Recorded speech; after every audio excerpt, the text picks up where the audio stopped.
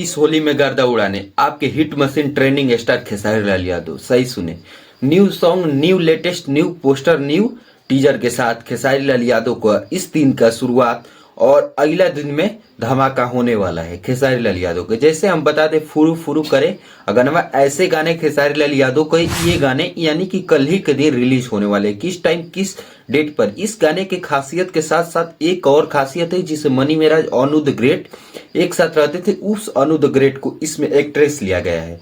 और इस गाने में एक और खासियत है, ये गाना एकदम बिल्कुल चोरी का बवाल विवाद सभी में आ सकता है, क्योंकि इसका राइटर अखिलेश कश्यप है।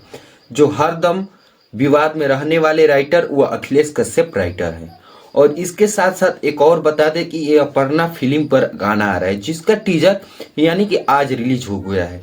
जिसका टीजर रिलीज हुआ है, जिसका 40 सेकंड का टीजर रिलीज हो गया है, जिसमें खेसारी लाल यादव, हिट मशीन और शिल्पी राज का इसमें आवाज दिया गया है। जो कि इस गाने की खासियत बताए तो इस गाने में अनुराग राज का इसमें म्यूजिक दिया गया। और ये खेसारी लाल यादव का नए गाने होली स्पेशल गाना है, जो कि आपको बहुत बेहतर और बहुत मस्त लगेगा गाना।